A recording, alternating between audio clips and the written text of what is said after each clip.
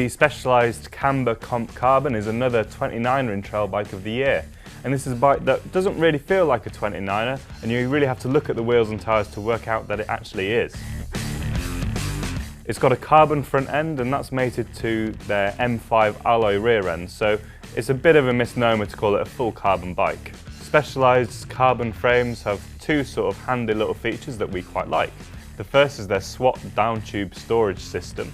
So what you have is a little door that hides underneath the bottle cage. Because the down tube is hollow, you might as well stuff things inside it. So you can carry those little bits and pieces with you, so they're always in the bike, so you're never going to forget them. Things like tubes, tools, patch kits, they can all sort of stuff in there and never be forgotten on a ride. It's quite handy really. The other thing is their auto sag feature, and this has been developed with the Fox shock. So instead of faffing around trying to find the sag point, you pump the shock up to 300 psi, sit on it, press the little button, and the shock automatically sags to 25%. From there you can play around with it to get your perfect setting, but basically it's kind of plug and play. As you all know, Specialized are an absolutely massive company, and they have many in-house brands and components. For example, you've got their Rover wheels. On the Camber Comp, you've got their 29er alloy versions with 29mm internal width. This gives an incredible profile to the Specialized tyre combo that's also on the bike. What you also have is the Specialized Command Post IRCC. This is their latest dropper post. Instead of your infinite adjust, it has 3 main points, and then centered around the middle height are 10 little indentations which give a little bit extra control as to the exact position of the saddle. It's a really nice dropper post. It comes with a great sort of big lever under the bar, and it's one of our favourites out there.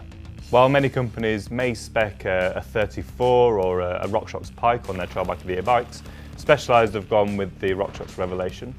It only has 120mm of travel with a solo air damper, so it's not the most advanced fork out there, but it still performs pretty well on this bike and gives the bike a light flickable feel. We've got the ever-capable 1x11 SRAM GX group set driving the bike, and then bringing it to a stop are the Shimano Dior brakes, which we're always happy to see on any trail bike because despite the fact that they're a more budget option, they perform really well. Finally, the rest of the spec is a largely Specialized in-house: bar, stem, saddle and grips. So I'm going to pass over to Guy Kesteven, who's going to tell you a little bit more about how the bike rides.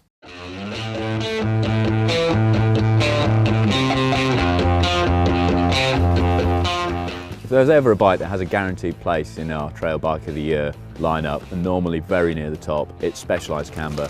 Specialized is sticking rigidly to 29er as a wheel format, where a lot of brands seem to be wavering, and it's generally because they've got the format really well sorted.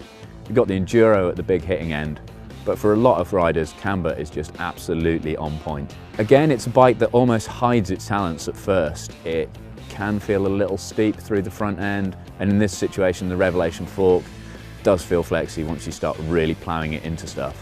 What you'll find though is that slightly steeper geometry gives it great presence and well-balanced manners when you're climbing, especially on hairpinny stuff that, you know, whether that's out in the south of France here or on trail centres back home. It also stops it having that kind of barge-like handling tendency that some 29ers can get. Specialized have got the rest of the bike totally sorted as well, regardless of wheel size. It uses a full carbon mainframe, which gets the very interesting new SWAT feature. You might look at it as something of a canoe spray deck novelty, but once you've lived with it for a few weeks and then a few months, it's actually a really useful feature.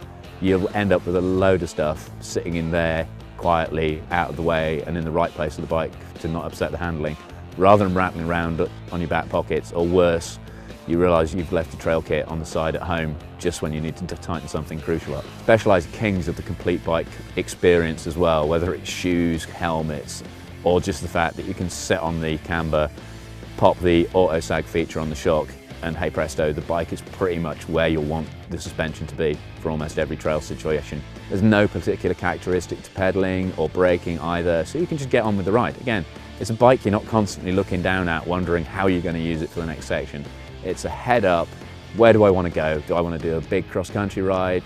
Or do you want to, make use of that dropper post and go and hit up the local red and, even black trails once you've got used to the fork handling? It's such a versatile bike. It's light, it's efficient, it's great value. It's just always a fun, enjoyable, really user-friendly bike to have. So what Specialized have built then is an incredibly versatile machine. It's light and fast enough to almost trouble top-end cross-country race bikes, but on the way down you'll also be buzzing the tyre of more enduro-focused bikes because it really is capable when you're pointing it down the hill. So we're covering 12 of our favourite Trail Bike of the Year bikes in this video series. But if you really want to know what the winner is straight away, then you can go and purchase What Mountain Bike issue 186. It's on sale now and you can find links for Android and iOS in the description below.